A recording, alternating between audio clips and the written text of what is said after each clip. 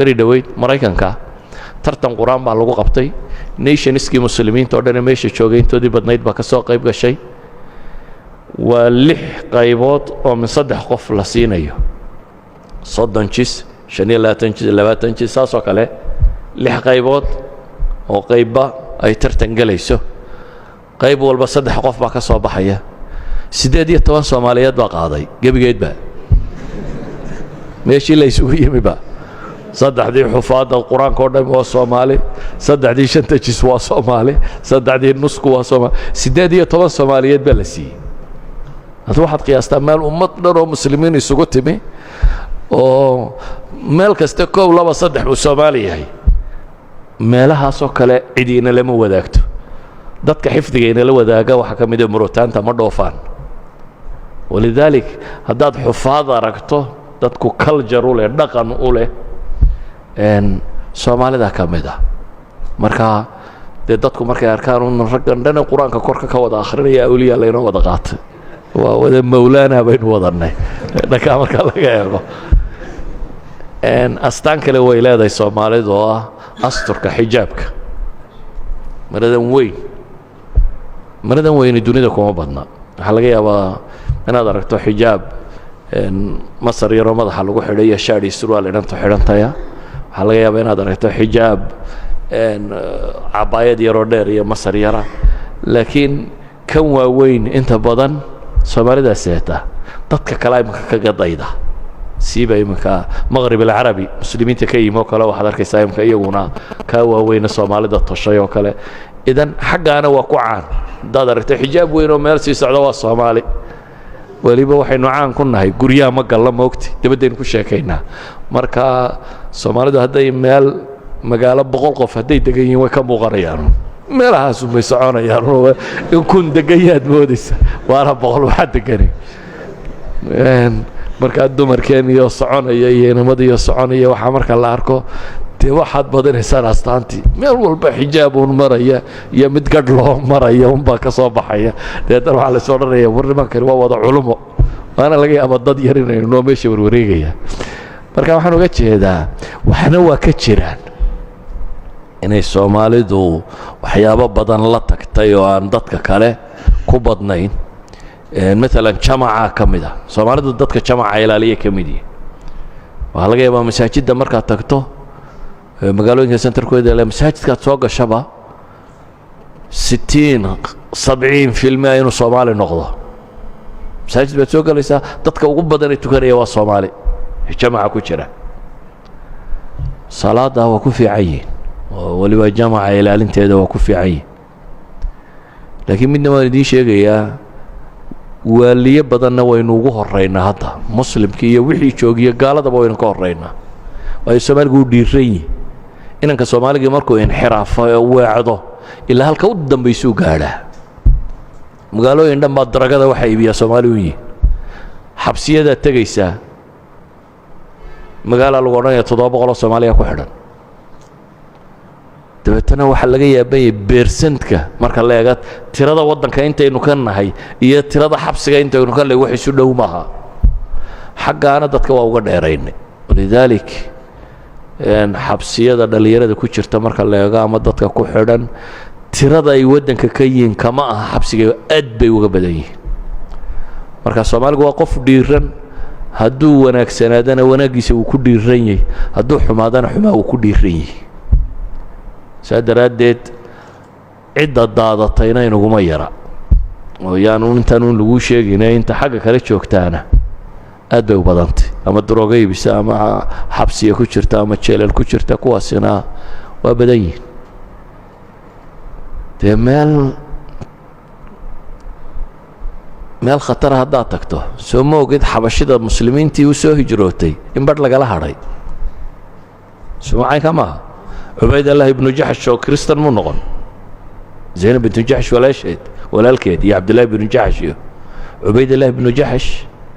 ومسلمين تسوي هجروا تمين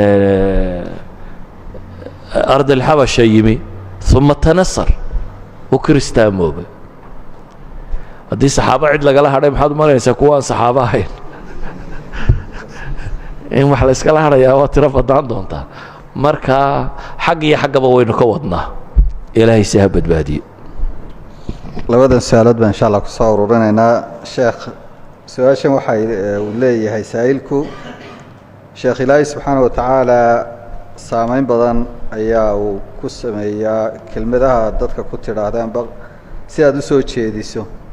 ragga ducaada si kelmadooda ay meel u gaadho amba ay dad bulshada saameyn ugu yeesho maxaad kula talin lahayd amba siday wax u diyaarin lahaayeen ta kalena raaciyo wuxuu leeyahay wax ilaaqay ma ka dhaxeeyeen labiska iyo dacwadda in la jeediyo wax xidhiidha tadama ku horeeyo labiska iyo dacwadda cilaaqa ma ka dhaxeeyaan si marka loo eego haa waayo alcurf walcaadaat waa muxakam bulshadu qofka sheekhaa waxbay ka rajaynaysaa astaan buu u leeyahy waa curf iyo caada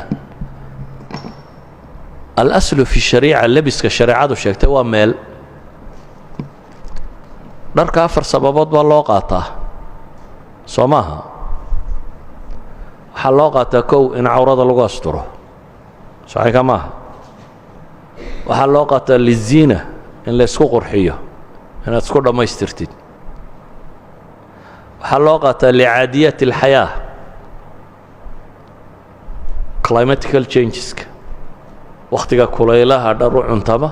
wakhtiga qaboobaha dhar u cuntama yani isku nooc maaha qaboobaha dharkaad xidhanaysa iyo maxay kulaylaha dharkaad xidhanaysa meel kulul markaad joogto iyo meel dhaxane markaad joogto dharkaad xidhanaysa waa kala nooc shay saddexaa afraad baa jiroo bini aadamku dharku u qaato shaaraat weeyaan shaaraadka ma taqaanin maalan waa astaan milatarigu astaan buu leeyahay dhar baa loo xidhay si uu markaad aragtaba aad u garato maxay inaa milatari booliisku dhar buu leeyahay markaad aragtaba waxaad garanaysaa maxay inuu qofkani booliis yahay waddannada qaarkood ardaygu dhar buu leeyahay markaad aragtaba isagoo dharkaa xidhan waxaad garanaysaa maxay inuu arday yahay hodheelkaa markaad gasho iminka weytarku dhar buu leeyahay dee dadkan isdhex socdaee kuwii wax cunayay iyo kuwan wax dalbanaya waxaad ku kala garanaysaa maxay ninka shaqaalaha had iyo goorro dhar gaaraa loo xidhay waa shaara le astaan idan bulshooyinku astaan bay dadkeedu u kala leeyihiin ciyaala suuqa dhar bay ku yaqaaniin ninka sheekhaa dhar bay ku yaqaaniin maalan haddaan iminka macawista intaan halkaa feedhaha ka xidho iska baxo miyaan sharciga wax ka xumeeyey soo cawradii ima astura laakiin dadku muxuu odhanaya war wadaadka mid yaro waa shaa la odhanaya saba curfigii maan jebiyey sharciga ma jebin sharciyan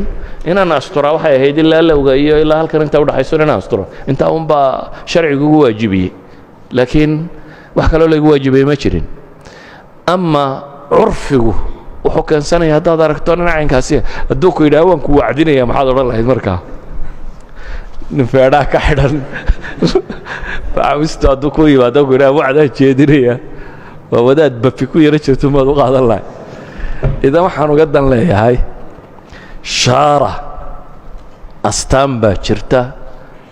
dhaqankeenna markaynu eegno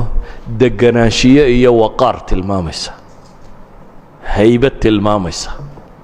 qofku sheekhnimadiisiiyo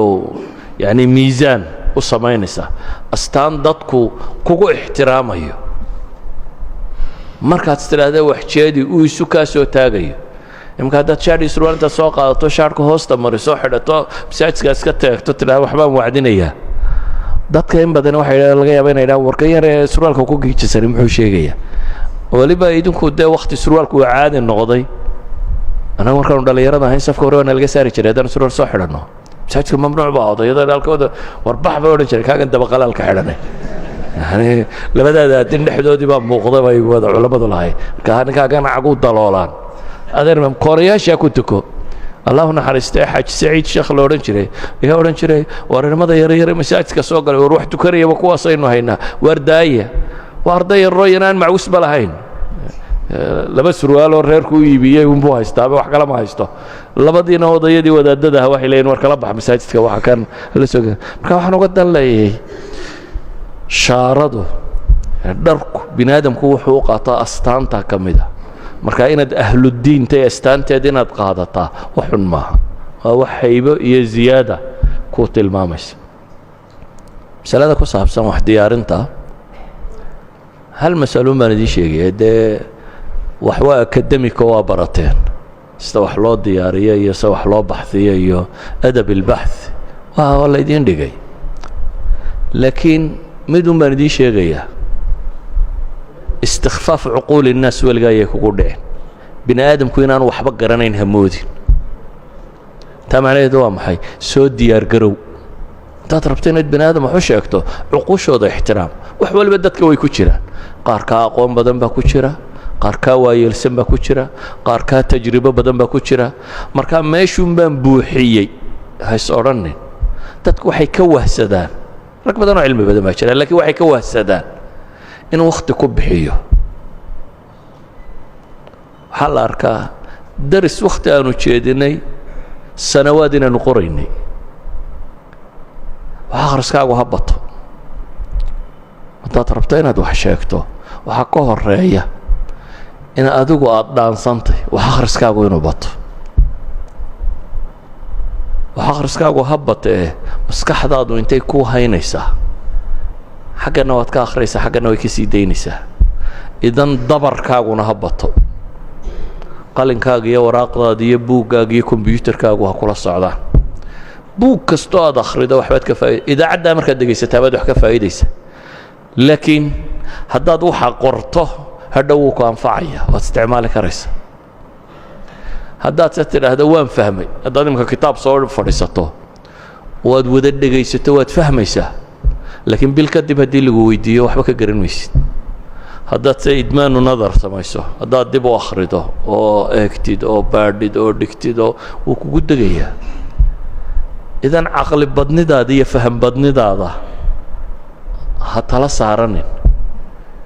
ee wax akhriskaaguna ha bato dadkana ha fudaydsanin oo dadka aad rabto inaad wax u sheegto wakhtiga ha ka luminina waxaad isku daydaa inaad wax ku kordhin karayso inaad wax ku kordhin karaysaa macnaheedu waxay tahay aqsa maa ladayka min juhdin bixi marka hore waxaad awooddo ee baxhiya ee baadhisa ee madaanta taasi waxay ku baraysaa marka dambena inaad garato wax kastoo aad u baahan tahay madaanta culammadii hore xufaad bay ahaan jirtay culammadii dambe waxay idhaahdaan madaantay yaqaaniin haddaad garanayso mas'aladu markay timaado halka aad ka baadhayso wallaahi fatxiga waa ku qorayd oo fii baabi kada buu kaga warramaya minhaajkuna baabkaasuu kaga warramay kaa waa fudude markiiba waad soo helaysaa qofka madaanta yaqaanaa waa shubhu xaafid waxaad garanaysaa mas'alo kastoo kuu timaada halkaad ku raajici walidaalik bay culammadu waxay dhahaan markaad wax akhrinayso laba midunbaa la sameeyaa kitaab markaad akhrinayso ama jaldigiisaa lagu tajriidiyaa kitaabka jaldigiisa waxaa lagu qoraa masaa'ilkii kitaabka o dhan uma wada baahnid kitaabkaad kastoo aad akhridaa waxa laga yaabaa macluumaad badan oo aad garanaysa inay ku jiraan laakiin waxaa kaaga soo horbaxaya wax ama kugu cusub ama taxqiiqa ama kuu faa'iideeyey waxaasi waxaad u baahantahay kitaabka jaldigiisaa lagu qoraa bejka intaas mawduuca caynkaasu sheekhu kaga warramaya bejka intaa mawduuca intaasu kaga warramaya marka mar kastoo aad kitaabkaa jaldigiisa akhrido waxaad garanaysaa masaa'ilka adiga ku khuseeyo dhame waxay tahay amase kitaabulfawaa'id agtaada ha yaallo sido kitaabulfawaa'idkaaga sido mas'alo kugu cusub ama fifaada cusub markaad heshaba meel gaaroo aad ku qorto ay ka gasha ha jirto idan general knowledge-ka waxay idhahdaan almacluumaat alcaama baa badanaysaa wax sheegu wuxuu ka fiican yahay qofba qofku macluumaadkiisa caamkii ka badan yihiin marka macluumaadkaaga caamkii bato في كل المواضيع تصور بات كهليسة أرجع قرآن الله مركا وحويان استخفاف عقول الناس يدون كل عين مركا ربطان وحشيكتان 40 هذا دقيقة سكسو ديار قرو والله أعلم